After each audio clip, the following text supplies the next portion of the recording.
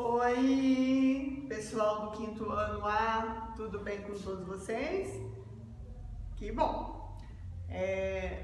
Hoje nós estamos aqui, nessa quarta-feira, para a nossa primeira parte da aula de língua portuguesa, tá? Hoje é quarta-feira, dia 17 de junho. E o que nós vamos ver hoje em língua portuguesa? Nós vamos ver uma coisa chamada intertextualidade. Olha que tamanho de palavra! Intertextualidade. O que é isso? Intertextualidade é quando eu tenho vários textos que conversam entre si, tá? Eles conversam entre si porque eles têm o mesmo assunto, só que são textos diferentes, tá bom? Então, para isso, eu quero que vocês peguem aí a apostila número 5, aquela bem grossona, e que vocês abram na página 56. Então, vamos acompanhar a leitura com a tia Cristina? Olha, no seu dia a dia, você costuma travar diálogos com outras pessoas. Quando chega à escola e vai conversar com um amigo sobre como foi o seu dia anterior, quando se dirige ao professor para tentar esclarecer uma dúvida, quando, ao chegar em casa, conta a seus pais o que você aprendeu nas aulas, enfim. Em diversos momentos você dialoga com alguém. Não há novidade nisso. Mas vocês sabiam que os textos escritos ou orais também dialogam entre si? Olha só, vocês já pensaram nisso? Que é possível um texto dialogar com o outro? Como? Entretanto, essa conversa entre textos se dá de modo diferente do diálogo entre as pessoas. Na realidade, esse termo serve para definir simbolicamente o processo pelo qual um texto é escrito com base em influência de outros textos criados antes dele. É como se esse texto que recebe influências conversasse com o que foi escrito antes dele.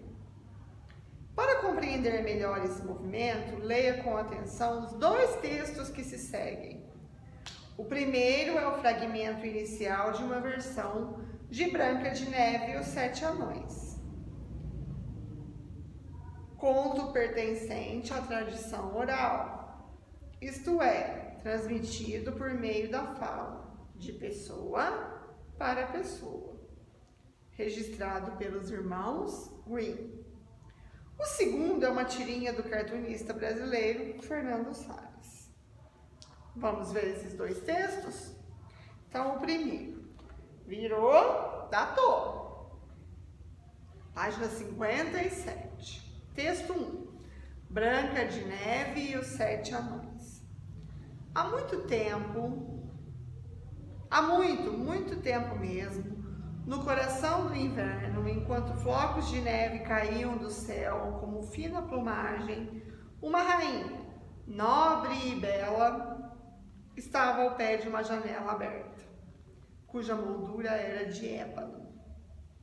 Bordava e, de quando em quando, olhava os flocos caindo maciamente.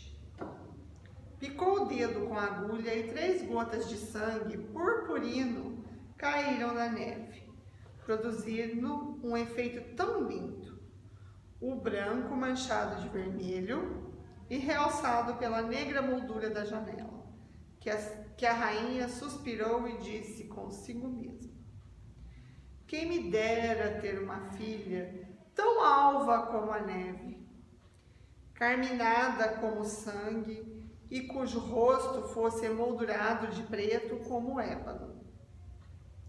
Algum tempo depois, teve uma filhinha, cuja tez era tão alva como a neve, carminada como o sangue, e os cabelos negros como ébano. Chamaram a menina de Branca de Neve.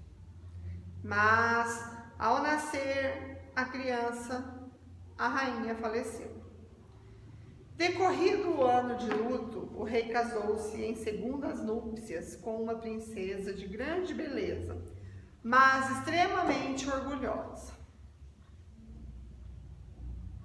e despótica. Ela não podia suportar a ideia de que alguém a sobrepujasse em beleza. Possuía o espelho mágico, no qual se mirava e se admirava frequentemente. E então dizia: espelhinho, meu espelhinho, responda-me com franqueza, qual é a mulher mais bela de toda a redondeza? O espelho respondia: é vossa realeza, a mulher mais bela desta redondeza. Ela então sentia-se feliz, porque sabia que o espelho só podia dizer a pura verdade. Bom, essa história vocês já conhecem. Agora, baseado nesse texto que foi escrito primeiro, na outra página vocês têm uma tirinha, né? Que é o texto 2. Aí tá lá a corujinha perguntando: existem filhotes mais bonitos que os meus? E o espelho responde: nem filhotes de cruz credo são mais bonitos. Aí ela disse: eu sabia. Aí o espelho comentou: mãe coruja é imune à ironia. Por que ele disse isso? Porque os filhotes de cruz credo são horrorosos. E nem... será que existe algum animal que chama cruz credo? No conto, a madrasta de Branca de Neve pergunta ao seu espelho se há alguma mulher mais bonita do que ela na redondeza. Ao que ela responde negativamente. Na tirinha ocorre uma intertextualidade com a história registrada pelos irmãos Grimm, na medida em que a personagem faz o mesmo tipo de pergunta ao espelho, mas em relação a seus filhotes. Bom, continuando. No entanto, desta vez há humor na resposta dada pelo espelho. Mas em relação a seus filhotes, no entanto, dessa vez há humor na resposta dada pelo espelho, pois ele é irônico ao afirmar que nem filhotes de cruz credo, referindo-se a um indivíduo muito feio, são mais bonitos que os filhotes da mãe coruja. No entanto, ela não percebe a ironia e se demonstra satisfeita com a resposta dada pelo espelho, como se ela tivesse elogiado seus filhotes. No terceiro quadrinho, o espelho faz um trocadilho com a expressão mãe coruja, aquela que não vê nos filhos nenhuma imperfeição.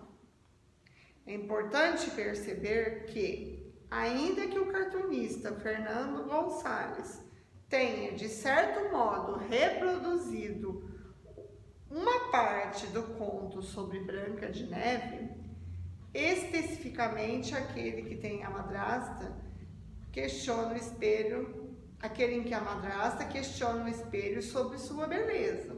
Não houve um plágio.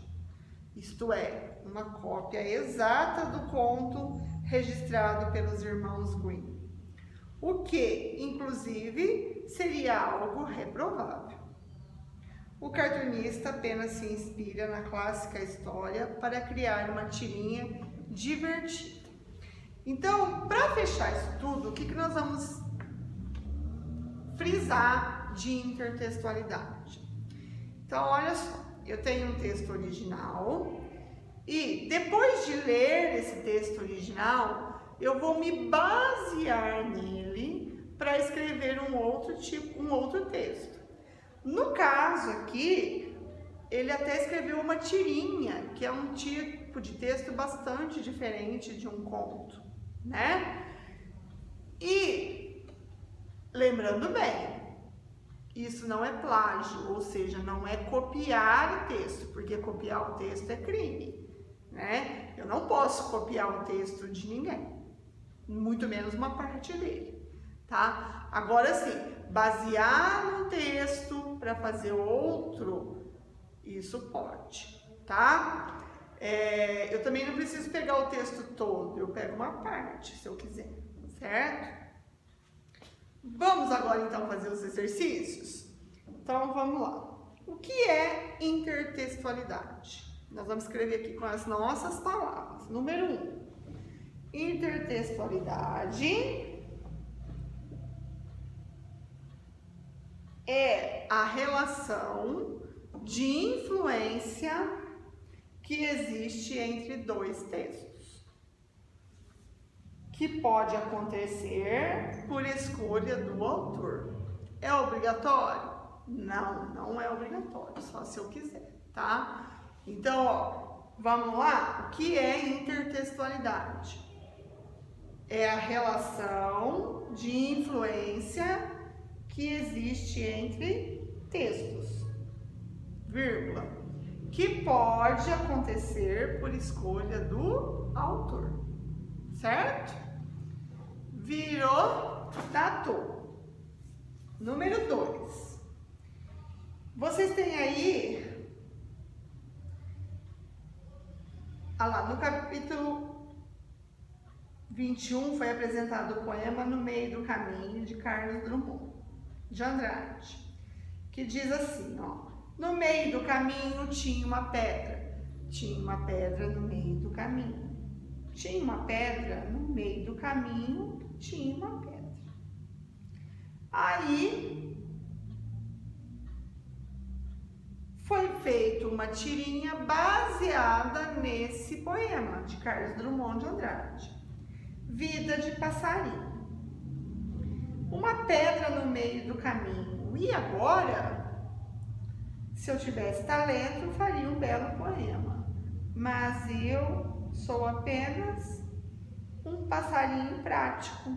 Pegou e pulou a pedra. Então, olha, entre o poema de Drummond e a tirinha de Carlos, letra A, há uma relação de plágio, pois Carlos copiou o poema de Drummond, ele copiou? De jeito nenhum. Há uma relação de devoção, pois a personagem de Carlos mostra admirar Drummond incondicionalmente? Também não. Há uma relação de intertextualidade, pois Carlos se inspirou no poema de Carlos Drummond de Andrade. É essa, né? Então, baseado no poema, ele fez essa tirinha, certo? Número 3. Essa daqui eu vou explicar e vocês vão fazer depois, porque agora não vai dar. Então, vocês vão escolher um conto infantil da preferência de vocês. E vão fazer uma tirinha que explore a intertextualidade. Tá certo? Então, olha, vocês vão escolher um conto da preferência de vocês, vão pegar uma parte dele para fazer uma tirinha aqui, certo? Essa tirinha pode ter 2 quadrinhos, 3, no máximo, né? Virou. Qual é a diferença entre intertextualidade e plágio? Então, vamos ver. Olha, intertextualidade é o diálogo entre textos diferentes. E plágio é uma cópia de uma parte ou do texto todo, tá? É uma cópia exata do texto de outra pessoa, tá? Então, ó, vou repetir. Intertextualidade é o diálogo entre textos diferentes. E plágio é uma cópia exata do texto de outra pessoa, certo? Número 5. É comum que se estabeleça a intertextualidade com base em provérbios populares, por meio de uma releitura. Por exemplo, sabendo disso, crie uma versão sua para o famoso ditado: água mole em pedra dura, tanto bate até que fura. Então vamos ver.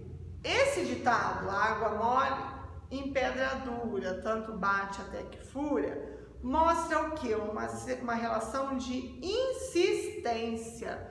De tanto insistir a água bater na pedra, que a pedra acaba furando. Então, vocês vão pensar num ditado, numa outra versão para esse ditado, tá? Por exemplo, vou dar um exemplo. Quem não conseguir pensar pode fazer esse exemplo que eu tô dando, tá? Come, come, mata a fome. Pode ser, não pode? Ó, eu comi que eu acabei com a minha fome. Então, ó, come, come. Acaba matando a fome. Pode ser, não pode? Quem pensar em outro pode colocar outro. Ou se não, coloca esse mesmo. Agora, tente lembrar de uma canção da qual você goste.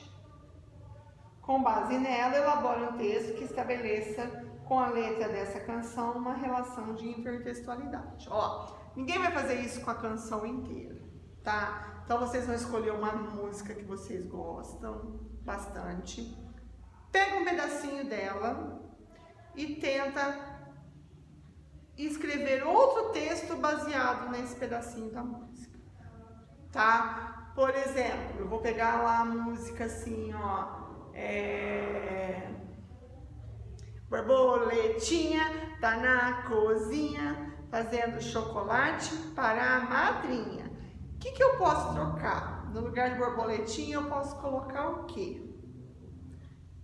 Entenderam? É isso que vocês vão fazer, tá? Vocês vão pegar um pedacinho de uma música, essa música pode ser conhecida ou não, e vão brincar com as palavras aí para mudar a letra dessa música, tá? Isso costuma bastante se chamar paródia.